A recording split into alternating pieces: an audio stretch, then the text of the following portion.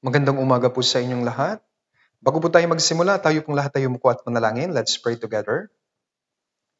Dakilang Diyos, makapangyarihan sa lahat, muli Panginoon, marami pong salamat.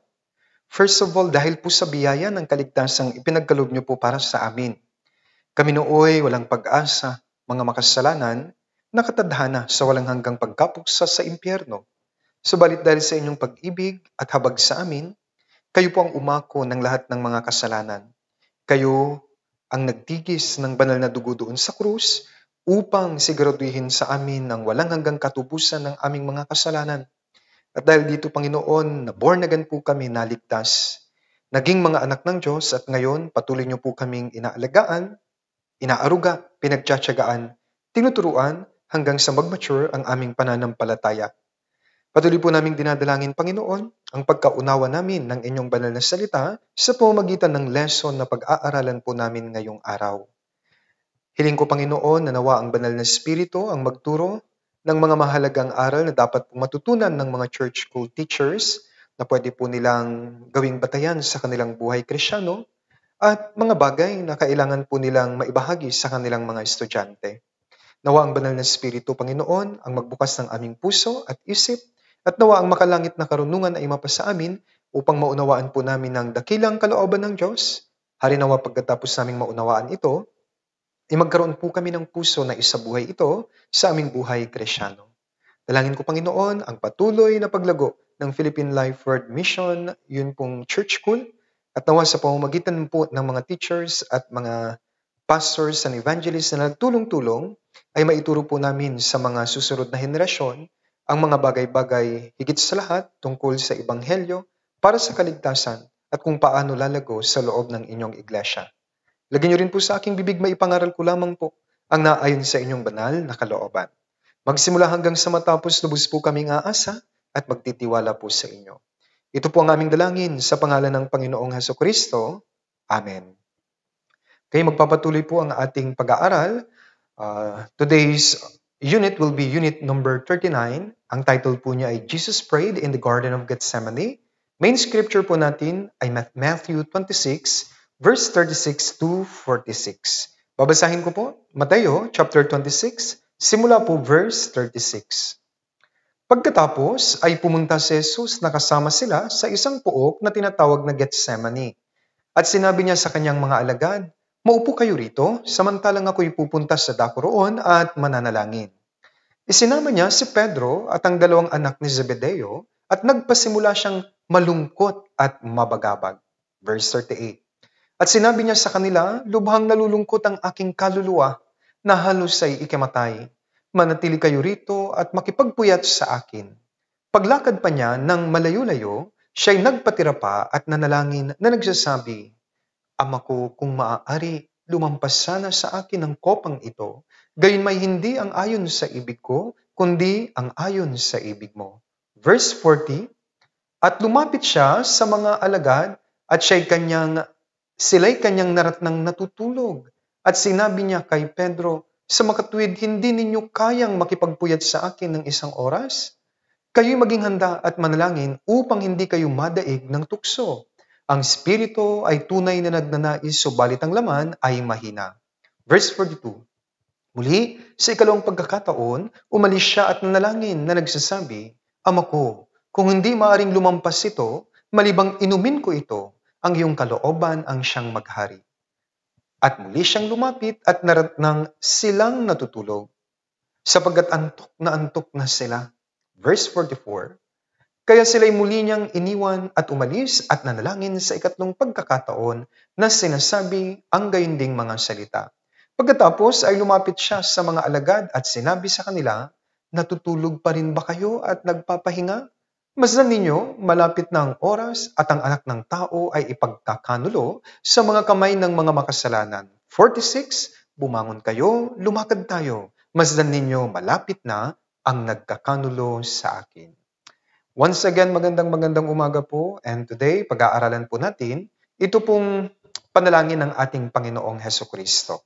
Okay, tingnan po natin yung ating script, introduction. This prayer of our Lord Jesus Christ was his prayer before he was crucified. This is well known as the prayer in the Garden of Gethsemane. The name Gethsemane comes from the Hebrew or Aramaic words Gat Shemanim, ang ibig sabihin olive press. This indicates that it was a place where olives were crushed to extract oil. And from the pages of the Bible, we can see that oil represents the Holy Spirit. Sa Lumang Tipan, ang mga hari at ang mga propeta, bago po sila magsimula ng kanilang gawain, they will be anointed using oil before they could start their ministry. And then, pagkatapos po silang mabuhusan ng langis, the power of God would come upon them and they could do the works of God. Before Jesus Christ's crucifixion, He went to the Garden of Gethsemane to pray. Tinuturo po na sa atin ito that in order for us to carry our own cross, we need the power of God through prayer. In the place where we pray, we can receive the power of the Holy Spirit through prayer, and that is why prayer is one of the most important aspects of our Christian life. From this unit, we will once again learn some lessons and helpful resources for our admonition as teachers in our Philippine Life Word Mission Church School Ministry. First lesson po na ibabahagi ko po sa inyo, base po sa aking meditation, lesson number 1 ay Jesus prayed in order to teach us and to set an example for us to follow. Balikan natin ang Matthew 26:36 to 37. I will read once more. Pagkatapos ay pumunta si Jesus, nakasama sila sa isang pook na tinatawag na Gethsemane. At sinabi niya sa kanyang mga alagad, maupo kayo rito, samantalang ako'y pupunta pa roon at mananalangin. Isinama niya si Pedro at ang 2 anak ni Zebedeo at nagsimula siyang malungkot at mabagabag. May mga estudyante po tayo sa ating church school na may mga very inquisitive mind, matanungin. At isa sa mga kadalasang tanong, eto, if Jesus is God, kung Diyos ang Panginoong Jesucristo, why did He pray or why would He pray? As teachers, what will be your answer pag tinanong ka, kung Diyos ang Panginoong Jesus, bakit kailangan pa niyang manalangin? The answer is in our first lesson. Ito po yung sagot. Jesus prayed in order to teach us and to set an example for us to follow. Una, in order to teach us, Jesus Christ prayed, kaya po siya nanalangin. Tingnan natin, Lucas 11:1-4. Siya'y nanalangin sa isang lugar at nang siya'y makatapos, sinabi ng isa sa kanyang mga alagad, Panginoon, turuan mo kaming manalangin. Gaya ni Juan na nagturo sa kanyang mga alagad. Kaya dito po, putulin ko muna, nanalangin siya para turuan tayo. Verse 2, sinabi niya sa kanila, kapag kayo'y nananalangin, inyong sabihin, Ama, sambahin nawa ang pangalan mo. Dumating nawa ang kaharian mo.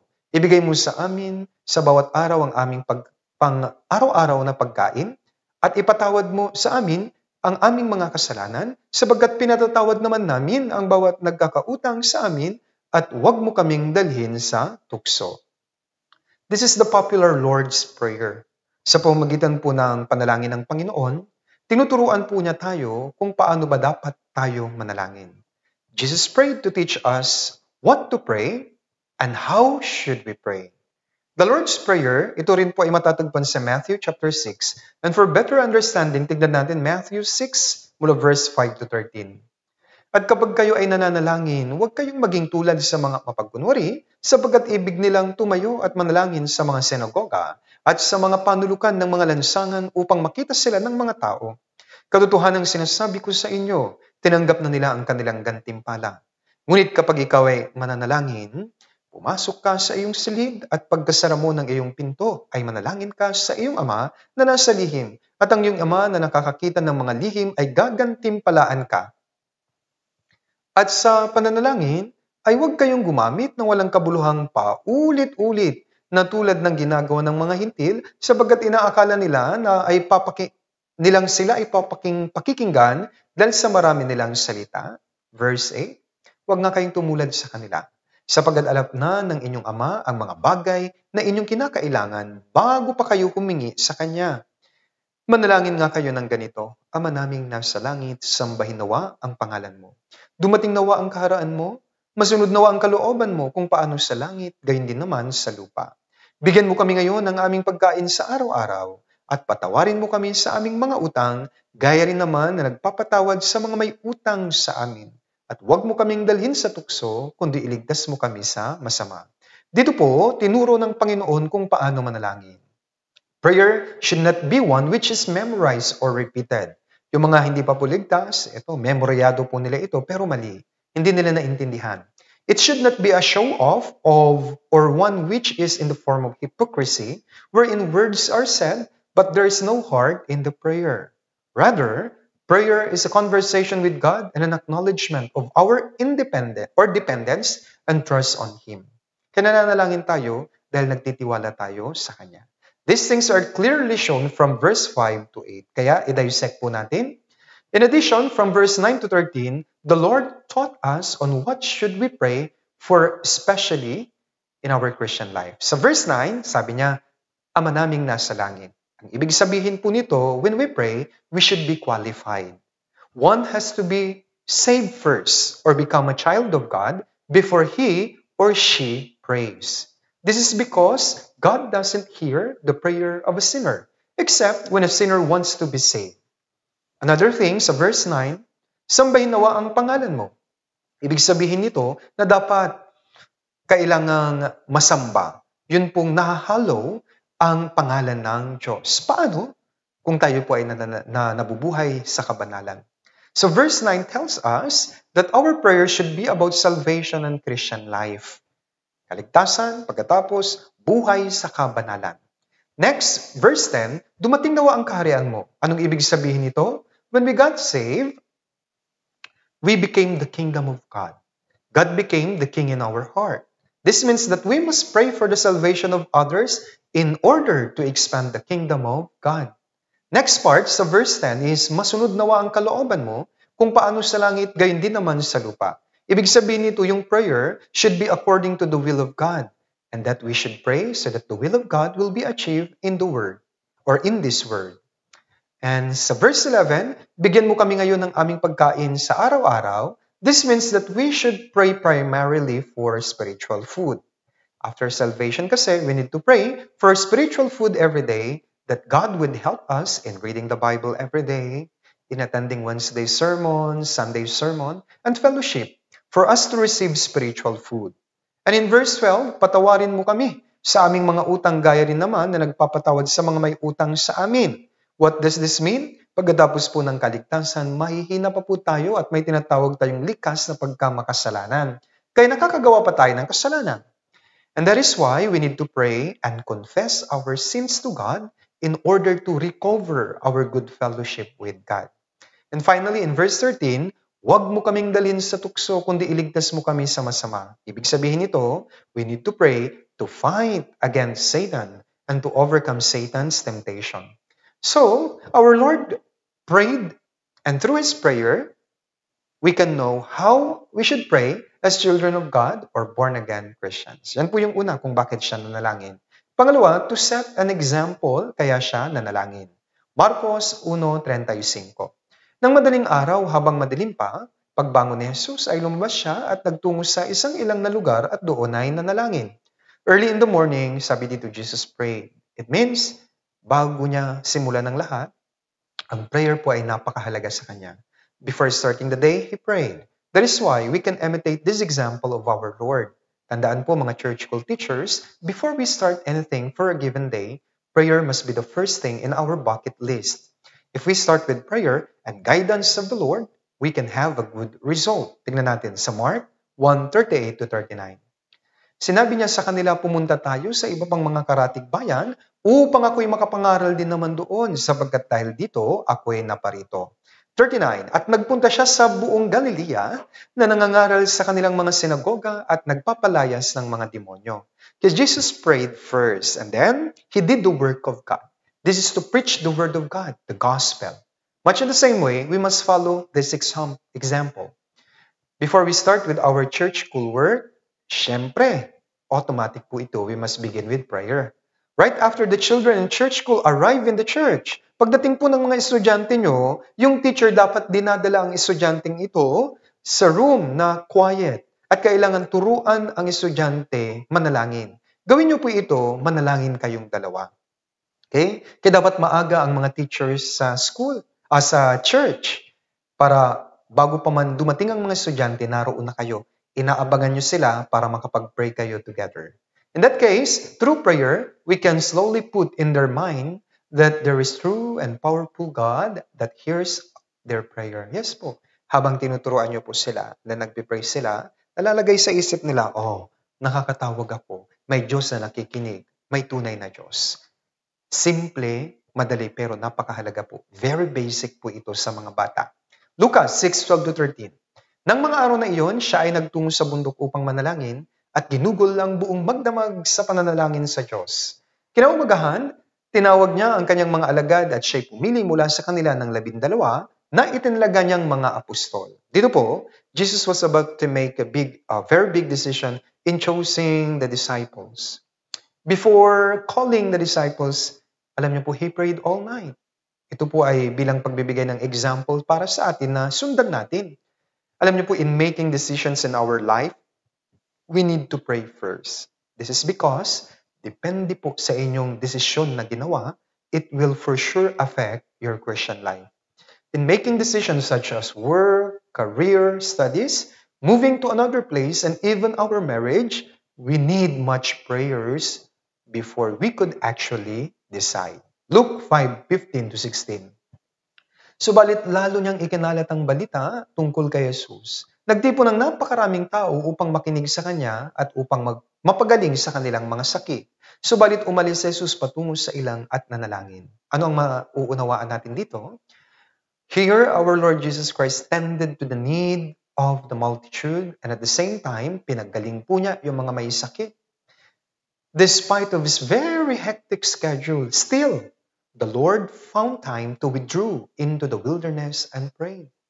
Kailangan i-imitate po natin ang kanyang halimbawa. As church school teachers, okay, inside the church, we still have other schedule like Wednesday sermon, cell group fellowship, ministry fellowship, and outside the church, may schedule rin po tayo, such as work and studies. Yung ibang teacher, mother na rin po sila, mayroon din po silang mga anak.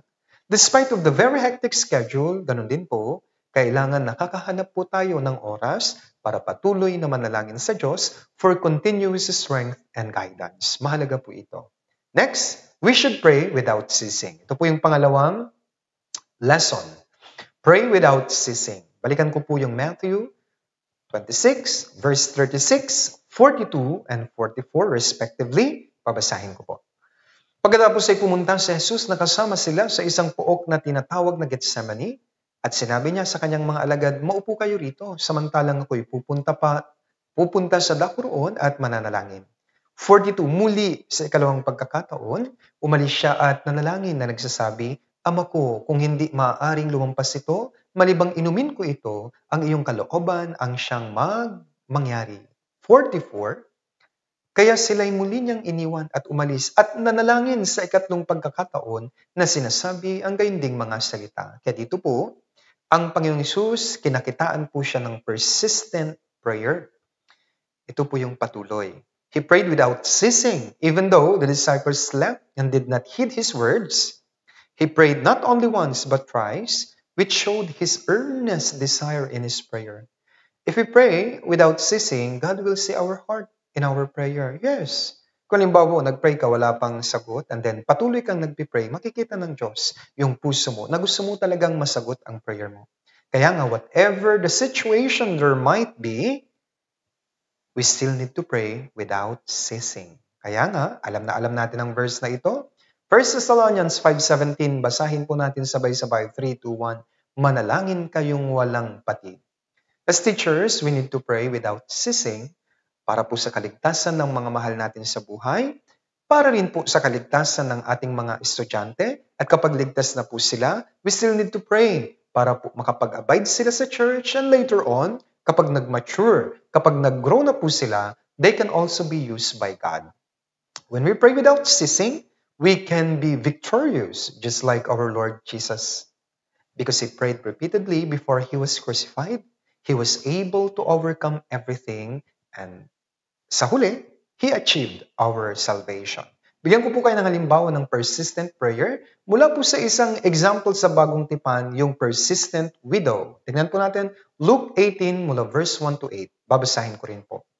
At isinalaysay ni Jesus sa kanila ang isang talinhaga kung paanong sila'y dapat laging manalangin at huwag manlupaypay. Sinabi niya sa isang lungsod ay may hukom na hindi natatakot sa Diyos at walang taong iginagalang. At sa lungsod na iyon ay may isang babaeng balo na laging pumupunta sa kanya na nagsasabi, "Bigyan mo ako ng katarungan laban sa aking kaaway." May ilang panahon na siya'y tumatanggi, subalit pagkatapos ay sinabi sa kanyang sarili, "Bagaman ako'y hindi natatakot sa Diyos at hindi gumagalang sa tao, subalit dahil ginagambala ako ng balong ito, bibigyan ko siya ng katarungan. Kung hindi ay magsasawa ako sa kanyang patuloy na pagpunta rito." At sinabi ng Panginoon, "Pakinggan ninyo ang sinabi ng masamang hukom." 7.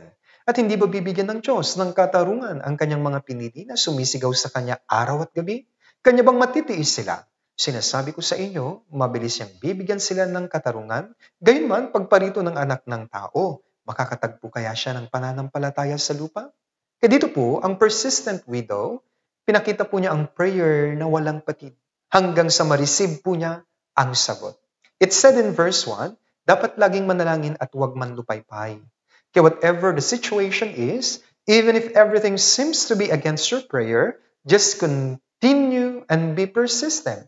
This is because through persistent prayer, doon marireveal ang faith mo. Those who pray until the end believe that their prayers will really be answered. If we lose heart, kung tumigil na tayo, this means we do not believe that God would answer our prayer. Therefore, faith and prayer go together. We have faith and that's why we pray. At kung wala pa pong sagot, we continuously and persistently pray. Isa pang example sa lumang tipan naman po, Daniel's faith and prayer. Tingnan natin sa Daniel 6, chapter 6, verse 6 to 10. Kaya't ang mga pangulo at mga tagapamahalang ito ay dumating na magkakasama sa hari at sinabi sa kanya, "O Haring Dario, mabuhay ka magpakailanman." Lahat ng mga pangulo ng kaharian, mga kinatawan, mga tagapamahala, mga tagapayo at ang mga gobernador ay nagkasundo na ang hari ay dapat gumawa ng isang batas at magpatupad ng isang pagbabawal sa sino mang manalangin sa sino mang Diyos o tao sa loob ng 30 araw. Liban sa iyo, O hari, ay ihahagis sa yungib ng mga leon. Verse 8, ngayon, O hari, pagtibayin mo ang pagbabawal at lagdaan mo ang kasulatan upang huwag mabago ayon sa batas ng mga taga-Media at mga taga-Persya na hindi maaring pawalang bisa. Verse 9, kaya't nilagdaan ni Haring Dario ang kasulatan at ang pagbabawal. Nang malaman ni Daniel na ang kasulatan ay nilagdaan na, siya'y pumasok sa kanyang bahay na ang mga bintana ay bukas paharap sa Jerusalem. At siya'y nagpatuloy na lumuhod ng 3 ulit sa loob ng isang araw na nananalangin at nagpapasalamat sa harap ng kanyang Diyos gaya ng kanyang dating ginagawa. Dito po, during the time of Daniel, he excelled above all the governors and satrap because an excellent spirit was in him. Yan po ang sabi sa English. And in order to destroy him, they devised evil plan. Nagplano po sila kasi namamayagpag po siya.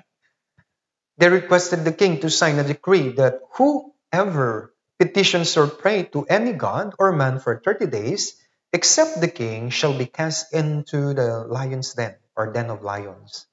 When Daniel heard that the decree was signed, hindi po siya nag-stop. He even continued with his usual prayer. He was able to do this because of his firm belief with the God of Israel. Kaya magkasama talaga yun pong faith and prayer. Just like our Lord Jesus, kahit si Daniel, yung mga apostol na nabanggit dito sa Biblia, nagpakita po sila ng panalangin walang patid or yung persistency sa pananalangin.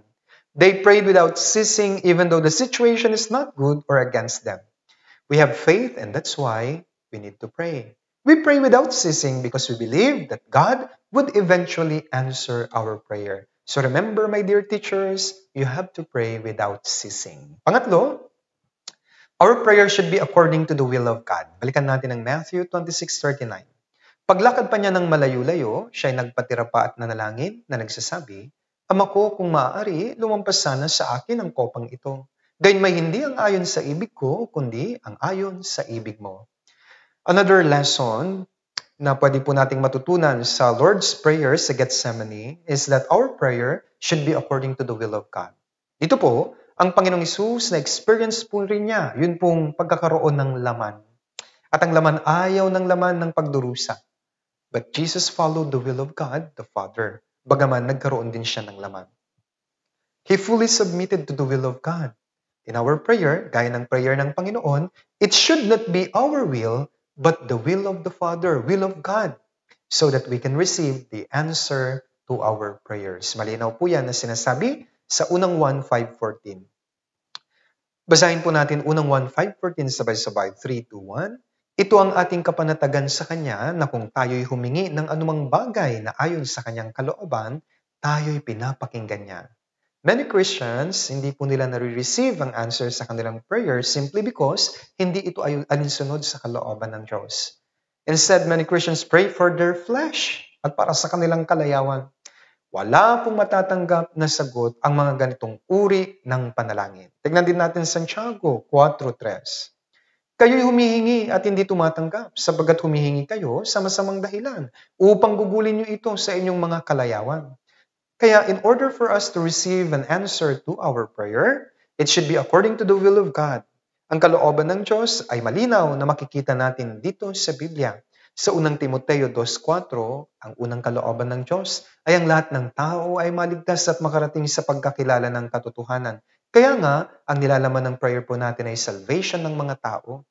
Sa 1 Thessalonians 4:3, sinasabi po doon, for this is the will of God, your sanctification. Ang kalooban ng Diyos ay ang ating pagpapanal. It means that we also have to pray for our Christian life to become holier and holier. And as we abide in the church and as we grow in our faith, our prayer will match with the heart of God just like King Solomon. Tingnan natin ang example ng prayer ni King Solomon na nag-match sa puso ng Diyos. 2 Chronicles chapter 1, mula verse 10-13, babasahin ko rin po. Bigyan mo ako ngayon ng karunungan at kaalaman upang ako'y makalabas-masok sa harapan ng bayang ito, sapagkat sinong makakapamahala dito sa iyong bayang napakalaki. Sinabi ng Diyos kay Solomon, sapagkat ito ay nasa iyong puso at hindi ka humingi ng ari-arian, kayamanan, karangalan o ng buhay man ng mga napupuot sa iyo, at hindi ka man lamang humingi ng buhay, mahabang buhay, kundi humingi ka ng karunungan at kaalaman para sa iyong sarili upang iyong mapamahalaan ang aking bayan na dito ay ginawa kitang hari, ang karunungan at kaalaman ay ipagkakaloob sa iyo. Bibigyan din kita ng kayamanan, ari-arian at karangalan na walang haring nauna o kasunod mo ang magkakaroon ng gayon. 13. Sa gayoy, umalis si Solomon mula sa mataas na dako na nasa Gibeon, mula sa harapan ng toldang tipanan patungo sa Jerusalem, at siya'y naghari sa Israel. Dito po, yung request ni Haring Solomon na wisdom, nagmatch po ito sa kalooban ng Diyos. Kaya nga, God granted his request. Hindi lang yun, God even added things which he did not ask for because his heart's desire for wisdom, nagmatch ito sa puso ng Diyos. In church school, our heart's desire must be matched with the heart of God. God's will for the church school is for us to pass the knowledge of salvation to the children so that the gospel will continue to the next generation. We must pray for the wisdom on how to educate and guide our student to the gate of salvation and to the path of Christian living. Napakahalaga po nito. Pang-apat na lesson, prayer keeps us awake spiritually. Tingnan natin, balikan natin ang Matthew 26:40-41. Babasahin ko rin po. At lumapit siya sa mga alagad, at sila'y kanyang naratnang natutulog. At sinabi niya kay Pedro, sa makatuwid, hindi niyo kayang makipagpuyat sa akin ng isang oras. Kayo maging handa at manalangin upang hindi kayo madaig ng tukso. Ang espiritu ay tunay na nagnanais, subalit ang laman ay mahina. Kaya, ang pang-apat po ay prayer keeps us awake spiritually.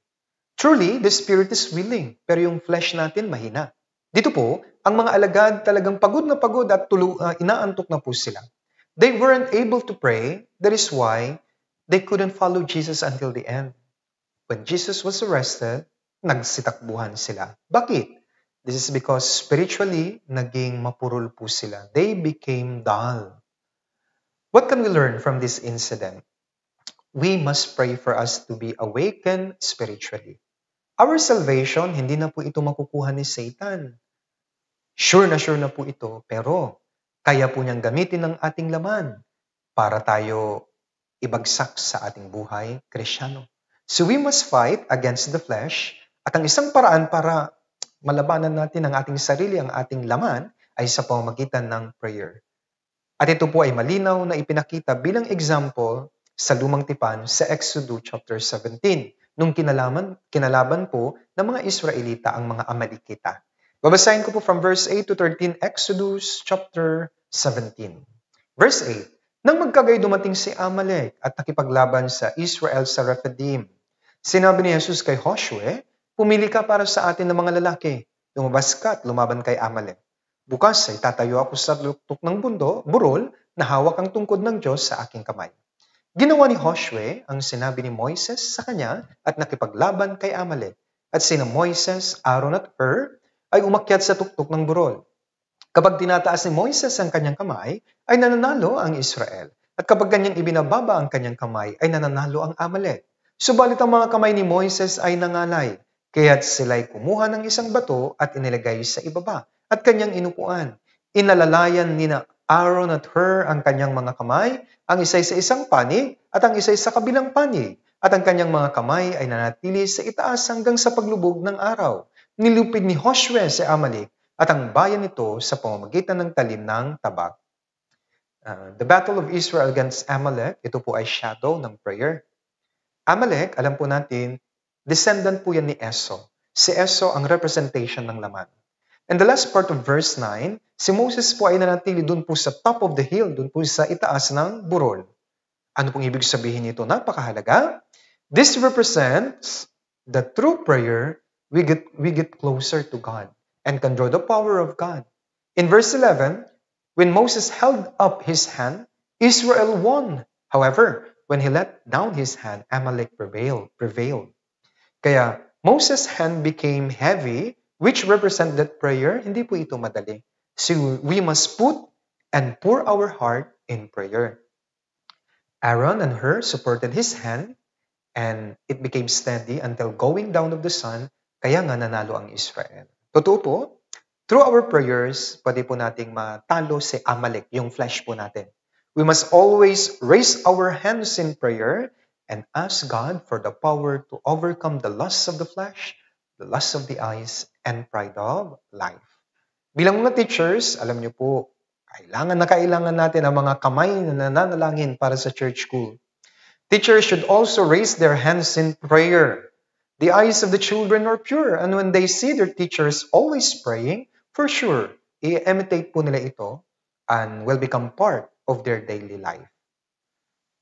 Moses, Aaron, and Hur supported each other's hand until the going down of the sun. This shows that through prayer, we can be awakened spiritually. Lucas 21:34-36. Subalit mag-ingat kayo sa inyong sarili, baka magumon ang inyong mga puso sa katakawan at kalasingan at sa mga alalahanin ukol sa buhay na ito, at biglang dumating ang araw na iyon na parang bitag. Sabagat ito ay darating sa lahat ng nabubuhay sa ibabaw ng lupa.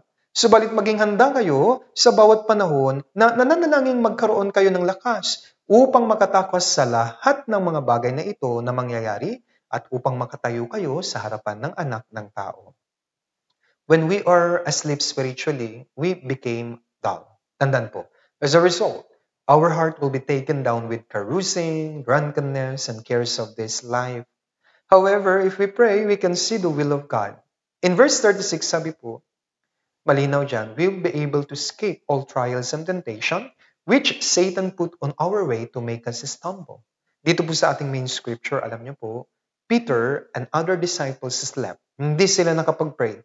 Ano ang resulta? When Jesus was arrested, nagsitakbuhan sila, iniwanan nila ang kanilang Master and Savior.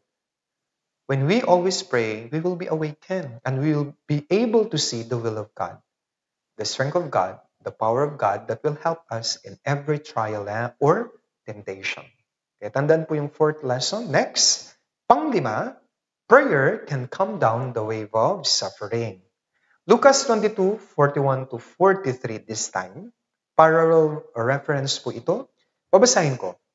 Siya'y humiwalay sa kanila na may agwat na isang pukol ng bato. Siya'y lumuhod at nanalangin, Ama, kung ibig mo, ilayo mo sa akin ang kopang ito, then may wag ang kalooban ko ang mangyari, kundi ang sa iyo. Nagpakita sa kanya ang isang anghel na mula sa langit na nagpalakas sa kanya. The Lord Jesus was about to face the cup of suffering on the cross. But before that, He poured His heart in His prayer, doon po sa Garden of Gethsemane. As a result, dahil nag-pray siya, an angel appeared to him at pinalakas po siya. Alam niyo po, when we pray, God will send strength para pakalmahin niya yung wave ng pagdurusa that we are currently experiencing. Kaya kung may mga paghihirap, just pray at pakakalmahin tayo ng Diyos. When the disciples were in the midst of a roaring sea, our Lord Jesus rebuked the wind and suddenly everything became calm. Ito po yung larawan ng pagpapakalma ng Diyos sa ating suffering. Tingnan natin, awit 107, verse 25 to 30. Sabagat siya'y nag-utos at itinaasang maunos na hangin na nagpataas sa mga alon ng dagat. Sila'y umakyat hanggang sa langit, sila'y nagsibaba sa mga kalaliman, ang kanilang kaluluwa ay natutunaw sa masama nilang kalagayan. Sila'y sumusuray-suray at nagpa-giray-giray na parang taong lasing, at ang kanilang karunungan ay nawala. Nang magkagayoy, dumaing sila sa Panginoon sa kanilang kahirapan at iniligtas niya sila sa kanilang kapigatian. Kanyang pinatigil ang bagyo, ano pat ang mga alon ng dagat ay tumahimik. Nang magkagayoy natuwa sila sapagkat sila'y nagkaroon ng katahimikan at dinala sila sa kanilang nais daungan. Suffering, ito po ay gaya ng stormy wind, which gives high waves of worries and pains. But, sa pamamagitan po ng prayer, pwedeng pakalmahin ito ng Diyos. After praying, the Lord became really calm down, and even in His arrest, He was very calm, and just willingly gave Himself to be crucified to fulfill God's wonderful plan of salvation. Much in the same way, ganun din po, maaring makaharap to tayo o nasa harapan po natin ng napakaraming hirap at pagdurusa. But when we pray, yung wave po ng pagdurusang ito, yung hampas niya sa atin ay kakalma. And we can continue to fulfill God's will and His work given to us. Kasabi nga, sa awit 34:19, madali na lang maintindihan, marami ang kapigatian ng matuwid, ngunit iniligtas siya ng Panginoon sa lahat ng mga iyon. In church school ministry, and even in our personal Christian life, we can have much affliction, but we can be calmed down because God's help and protection are always present. Tingnan din natin sa verse 15. Ang mga mata ng Panginoon ay sa matuwid na katitig at sa kanilang daing bukas ang kanyang pandinig. The eyes of the Lord are always fixed on us. Naririnig niya ang ating mga panalangin, alam niya ang ating sitwasyon. And so, maring may mga hardship, mga problema. But the presence of the Lord, pakakalmahin po niya yung wave of suffering. Tignan din natin, verse 4 at verse 6 sa awit 34. Verse 4, Hinanap ko ang Panginoon at ako'y kanyang sinagot at iniligtas niya ako sa lahat ng aking mga takot. Ang abang taong ito ay dumaing at ang Panginoon sa kanya'y nakinig at iniligtas siya sa lahat niyang mga ligalig. Kaya nga, those who pray will find an answer. There might be fear. Natural, tao lang tayo kahit may kaunting takot because of our trouble, but when we pray, God will comfort us. Kaya nga, napapababa yung pagkaligalig at napapakalma po tayo. Helpful tips, magbibigay po ako ng tips sa ating mga teachers. Minsan, marami tayong problema at may mga lumiligalig sa atin. However, this should not stop us from teaching. To become effective, pray muna bago magturo. Let yourself come down upang maunawaan mo ang will ng Diyos at ma-remind ng pag-ibig ng Diyos. If not, there's a tendency na dahil sa kakulitan ng mga bata, ay mawalan po kayo ng pasensya at imbis na maging teacher ka sa kanila, baka isipin nila monster ka na. Kaya nga, we should be very careful about this. Kung marami pong pinagdadaan ng pagsubok, gampanan pa rin natin ang ating gawain pero mag-pray kayo para laging kalmado lagi at makita ng mga bata ang pagiging banayad, pagiging mahinahon po ninyo. Panghuli, 6, prayer helps us forgive our enemies or those who sin against us. Okay? Ito pa lang po yung susunod, hindi pa po ito panghuli. Balikan ko po yung Matthew 26 verse 45. Pagkatapos ay lumapit siya sa mga alagad at sinabi sa kanila, natutulog pa rin ba kayo at nagpapahinga? Masdan ninyo, malapit na ang oras at ang anak ng tao ay ipagkakanulo sa mga kamay ng mga makasalanan. Bumangon kayo, lumakad tayo. Masdan ninyo, malapit na ang nagkakanulo sa akin. Kaya as we all know, pagkatapos po ng prayer ng Panginoong Yesus, eto na. Si Judas, kasama ang great multitude with swords and clubs, came to the chief priests and elders of the people to arrest Jesus. Nagkaroon po ng komisyon, and we can see, sa komisyon na iyon, dito na makikita yung result ng pananalangin at hindi pananalangin. Luke 22:49-51. Nang makita ng mga kasama niya ang mangyayari, ay kanilang sinabi, Panginoon, mananaga ba kami sa pamamagitan ng tabak? At tinaga ng isa sa kanila ang alipin ng pinakapunong pari at tinagpas ang kanang tainga nito. At sumagot si Jesus, tigil, tama na. At hinawakan niya ang tainga at pinagaling siya. Peter, siya po ay natulog bago ng insidenteng ito. Hindi siya nakapag-pray. Kaya nga, nung dumating si Judas, kasama niyang mag-aaresto kay Jesus Christ, eto ngayon si Pedro. Meron po siyang tabak. Anong ginawa niya? He drew it and struck the high priest's servant and cut off his right ear. Ang pangalan po ng aliping yun ay Malco. Sa English, Malchus. Peter fought back and drew his sword. Yan po ang resulta kapag walang prayer. Patay kung patay. Pero on the other hand, our Lord Jesus Christ offered forgiveness and healed the ear of Malchus. Kaya yung nag-pray, gaya ng Panginoong Hesus, prayer really helps us forgive our enemies and those who sin against us or do wrong against us. If we do not pray, we give ourselves to the devil. But when we pray, we give ourselves to the Lord. As a result, forgiveness will follow. Tandaan niyo po ito. Example si David. Awit 109 mula verse 1 hanggang 6. Huwag kang manahimik, O Diyos, ng aking pagpupuri, sapagkat ang masama at mandarayang bibig ay nabuksan laban sa akin, na nagsasalita laban sa akin na may dilang sinungaling. May mga salita ng pagkapuot na ako'y kanilang pinalibutan at lumaban sa akin ng walang kadahilanan. Kapalit ng aking pag-ibig, sila ay mga taga-usig ko, ngunit ako ay nasa panalangin. Kaya't ginantihan nila ng masama ang kabutihan ko at pagkapuot sa pag-ibig ko. Alam natin, David was a man of prayer. Lagi po siyang nananalangin sa Diyos. At kahit noong siya po ay hinahabol ni King Saul, gusto siyang patayin, he did not give himself to the devil by fighting back. Hindi po siya gumanti. Through his prayer, David gave himself to the Lord, and as a result, paulit-ulit lang po niyang pinatawad si Saul na talagang nagtangka sa kanyang buhay.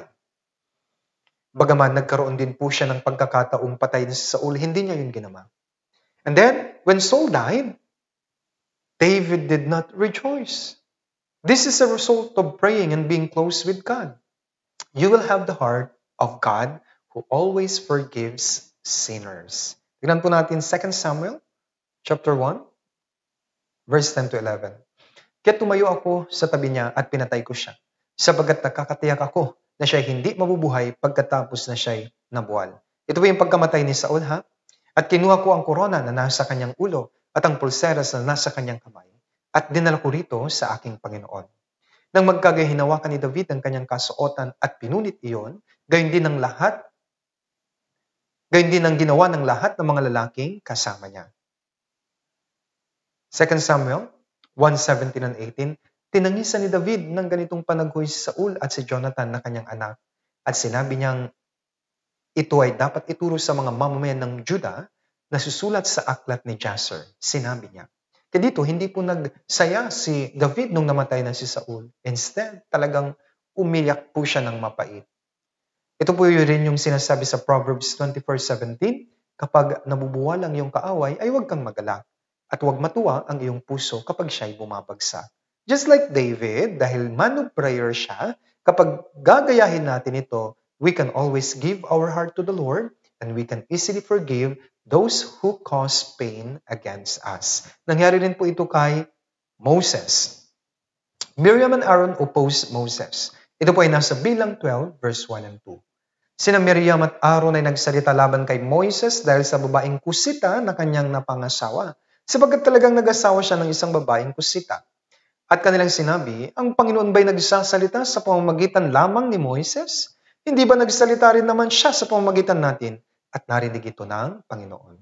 Dito po, si Aaron at Miriam, sila po ay taliwas kay Moses. At nagkasala po sila laban kay Moises at sa Diyos. Kaya pinarusahan po sila ng Diyos.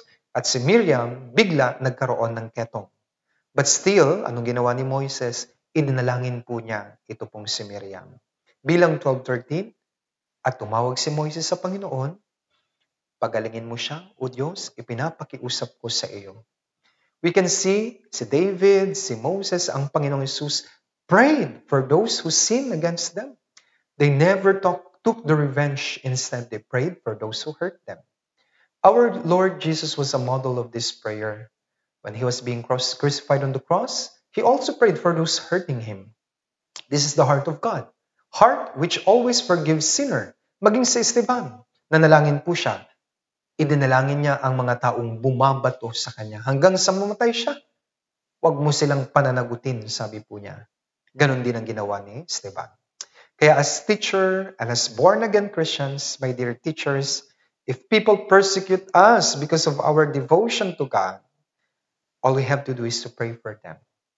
If people revile and persecute you and say all kinds of evil against you falsely, for the sake of evangelism and for the sake of God's name, we don't need to revenge. Just be humble and pray for them. Ito po yung isang lesson na makukuha po natin sa prayer ng Panginoon sa Garden of Gethsemane. And even in your ministry. Minsan may mga kamag-anak tayong hindi pa po ligtas, pinipersecute po nila tayo. Bakit? Dahil sa church school, maaga tayong pumupunta. Gumagawa tayo ng lesson. Minsan, pag Bible seminar, kailangan tayo para sa mga bata. And as a result, pinipersecute tayo, sinasabihang lalampas na tayo sa langit. Anong gagawin nyo? Simple lang, manahimik at ipag-pray po sila. Because someday, kapag naligtas po sila, maiintindihan rin nila ang ating ginagawa. Panghuli, through prayer, we receive power or strength. Luke 22:42-43. Ama, kung ibig mo, ilayo mo sa akin ang kopang ito, gan may wag ang kalooban mo ang mangyari kundi, wag ang kalooban ko ang mangyari kundi ang sa iyo. 43. Nagpakita sa kanya ang isang anghel na mula sa langit na nagpalakas sa kanya. The last lesson that we can learn in the prayer of our Lord in the Garden of Gethsemane, ito po yun. When we pray, we receive yung pong kapangyarihan at kalakasan ng Diyos. In our Lord's agony during His upcoming arrest and suffering, nagpray po siya at pinlakas po siya ng anghel. We as Christians also face many sufferings or agonies. However, if we also pray, God will give us the necessary strength and power para ma-overcome, malampasan ang lahat ng mga suffering at agony na ito. Bigyan ko po kayo ng example, si Samson.